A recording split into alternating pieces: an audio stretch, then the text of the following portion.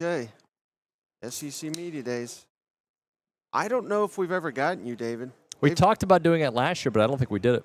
Yeah, David Nuno, TexAgs. He usually big times us. He tells us every year he will do it, but actually, I think what happens is you ask me until you see Billy's available, and you're like, "We're good. We got our A&M fix." No, I kid. Of course, TexAgs, our favorite Texas A&M coverage. How's it been going so far? I know we haven't even had A&M go yet, but you guys always do a great job getting all the best guests. Have you had a successful media day so far? I have. I feel this way every year. I get to a point where, like, first off, I can't wait till SEC Media Days comes. And then I'm here. I'm like, I can't wait till it ends. And then I miss it, right? There's a flow to it. There's an energy to getting guests. And really, you think you've done prep before you get here, and then you realize, gosh, there's a lot more I got to get into because I was filling out my brackets or my rankings for the SEC. I'm like, I don't know enough about long snappers in the SEC to really give a good breakdown. So, yeah, this is the real beginning of prep and the real beginning of football season. Yeah, it just feels like it kicks everything off. It does.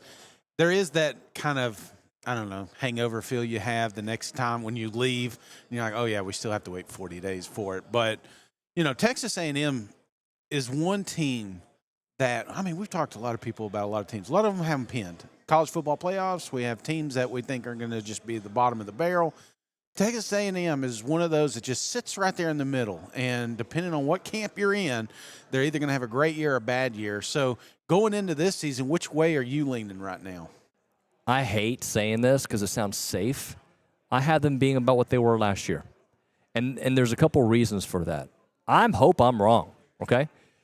But they have to prove to me they can win on the road against top teams, something they haven't done in forever. Okay, we're talking forever.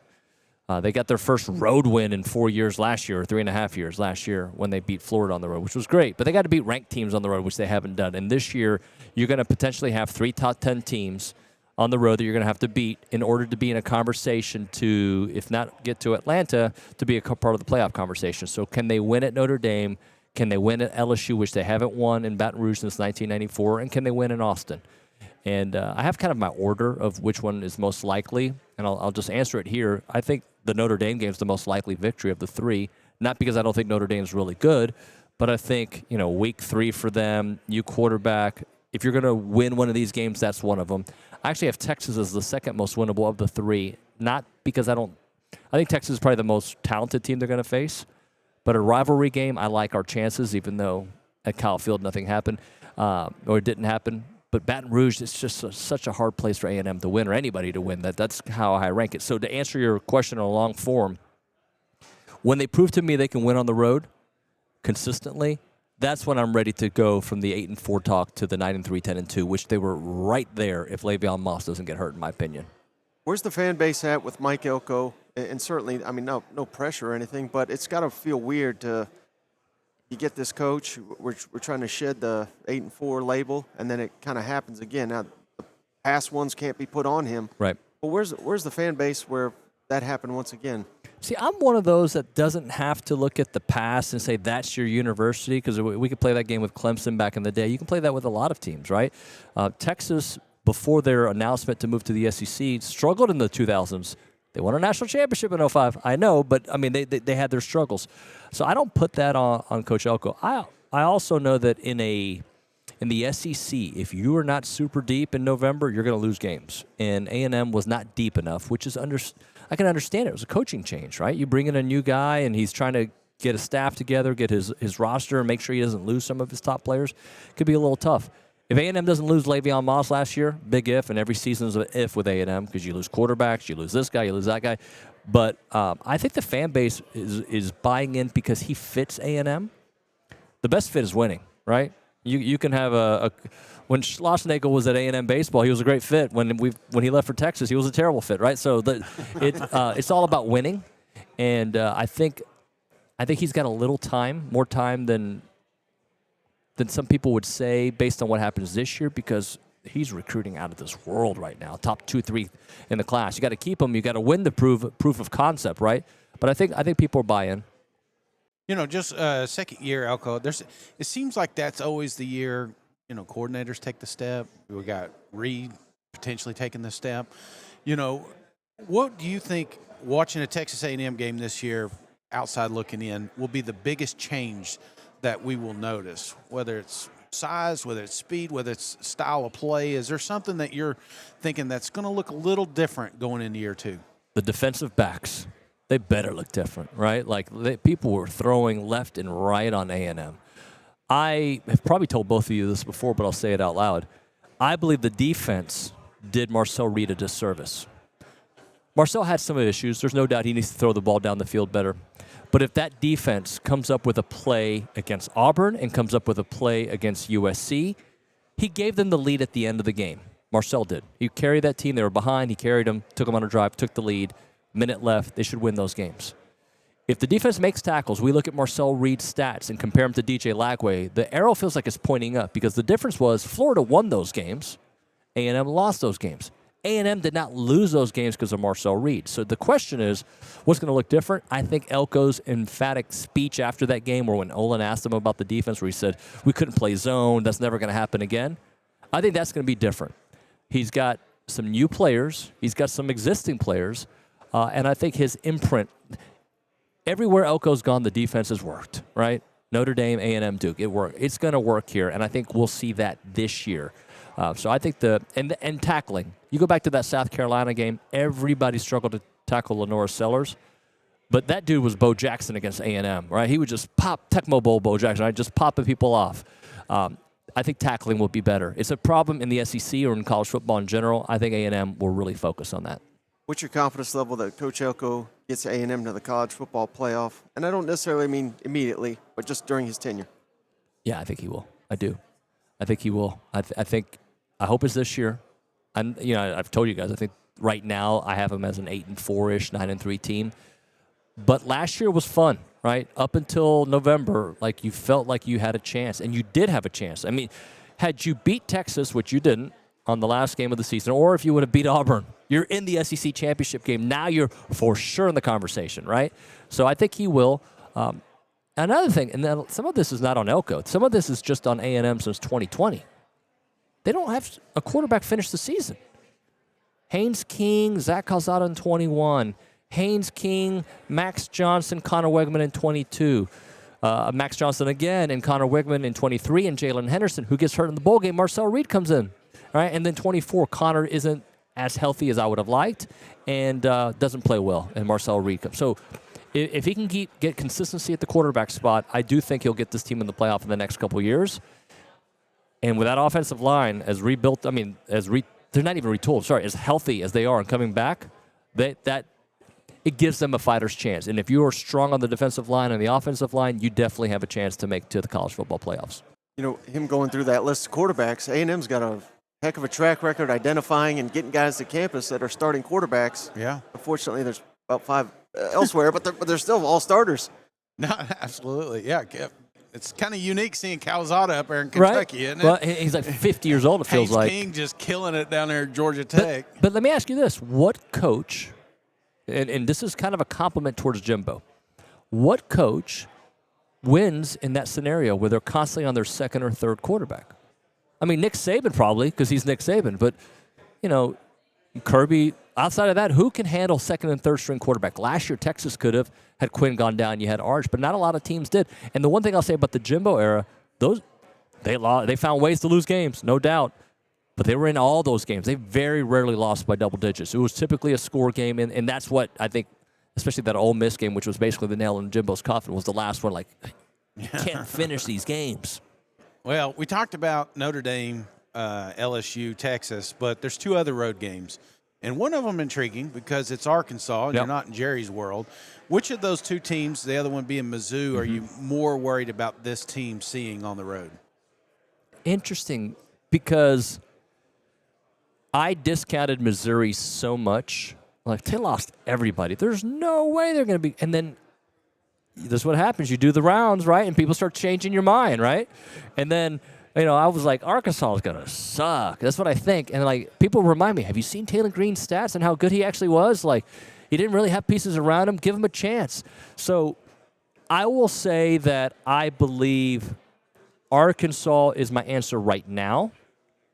But if Missouri does answer those questions, if Pribula ends up being a guy, right, and that defense is as good as we think they are, and they're able to run the game, I might change my answer because I look at Missouri. I'm like, they don't play anybody, and they lost it. Like they're like last season. They came into Kyle Field. I was not worried about them, and A&M took care of business. Turned out to be a better season than A&M had, right? So I'd say right now more concerned about Arkansas because that series, it feels like every year, especially in Jerry World, it comes down to a play or two, and it's crazy games. And now we're going there, Fayetteville, and I've never been to Fayetteville, so I think that one, but that's not necessarily a shot at Missouri. I think it's just because of history. Who do you think will be A&M's go-to receiver this year? Got to be Casey Concepcion. Got to be. I think he's going to be huge for them. I'm super intrigued by Mario Craver. Super intrigued. I don't know if he's your alpha. I don't know if he's that kind of guy. Casey's proven it, right? When he's got chemistry with a quarterback, that guy will put up some big-time numbers. So that's going to be the question. How in sync is he and Marcel Reed, and how does Colin Klein use him? I think it's got to be Casey Concepcion. Look, one thing about Marcel is that he struggled throwing the ball down the field, but also his wide receivers got no separation. They were nice, but no separation. I think this group of receivers with Terry Bussey, who found out he's going to be a wide receiver a couple weeks before the season, was practicing as a defensive back, and then they changed him. And, he was 17 years old when he got to campus. I think Bussey's a big playmaker. Mario Craver's a big playmaker. KC's a big playmaker. What I question is who's going to be the big body that Noah Thomas was. And I think Jerome Miles, the freshman who's I talked to Billy earlier today, apparently he's just doing awesome in training right now. Like, people are really intrigued. He's the one guy that could, but you don't want to count on a freshman. That's where I worry. But I think from separation standpoint, all three of those guys I mentioned will be huge. I always wondered, because we talked style earlier, and, when you look at a team like Vanderbilt that almost plays keep away and they have the ability to just keep the chains moving, I think A&M has that opportunity with this, veteran offensive line.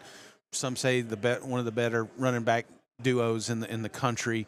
Do you see a little bit of that kind of shift? I know we like to talk Concepcion and Bussey and all these guys, but do you see a little bit more leaning into that ground and pound, which Elko loves? 150%. Yeah, okay. And I'll make it real easy for you. 4th and 1. Last year on their third-string running back, and Amari Daniels on a lot of places is not a third-string running back, but they weren't able to get those 4th and 1s against Texas, and there was a couple other ones they could not get last season. But Coach Elko wanted to run the ball down their throats, right? And he kept on doing it. And he did it a couple times against Texas, a 4th and 3 and a 4th and 1. They tried to, and it did not work, right? So I do think they're going to – when you got Le'Veon Moss healthy, right, like, why wouldn't you give him the ball? This is one of the top running backs in the SEC, which means in the country, right? When he is healthy, and he's a tough player. You got Reuben Owens healthy this year. A lot of people forgot about him, but he was one of the top running backs in the country, recruits out of the couple years back in Texas. And he got hurt last year, comes in the last 2 games of the season, which most people take the whole season off. He forced himself to come back early, was not himself. I think he'll be himself. I hope Le'Veon's himself, because that's what Coach Elko is saying, that he looks like himself. So, yeah, I think you're going to have to. And that's how Coach Elko wants to play the game. A line of scrimmage league, he's going to lean into that.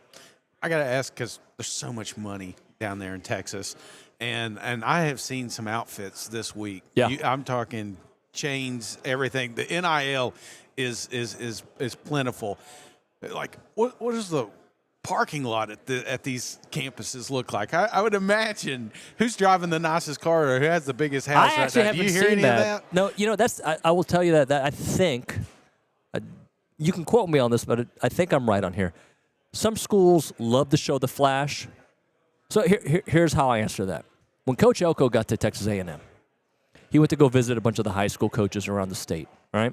And one of these high schools, he called up. He says, "Hey, I'm coming. I'll be there in an hour." And the coach says to Coach Elko, "Hey, have your entourage drive you to the back, and we'll bring you in." And Coach Elko says, "It's just me and my pickup." That's Texas A&M. Me and my pickup. That's R.C. Slocum, Jackie Sherrill. I'm sure there's a Viper or something really nice, but I haven't seen it when I walk to campus, and I walk right by the player lot all the time. Yeah. Yeah. Got rid of those guys with Jimbo. All right, final thing. Yeah, they were there. I'm sure we got a couple. Well, so all week we're brought to you by MyBookie. They're our presenting sponsor. They're paying our way to be here, so we're very grateful. Thank you, MyBookie. So we're asking everybody that stops by their MyBookie bold take of the year. Could be A&M, could be anything SEC related. What's your boldest take? Boldest take. Huh. I cringe talking Texas because it sounds like I'm an Aggie talking about Texas, okay? And I am an Aggie talking about Texas, okay? So I don't think they're going to be as good as everybody says.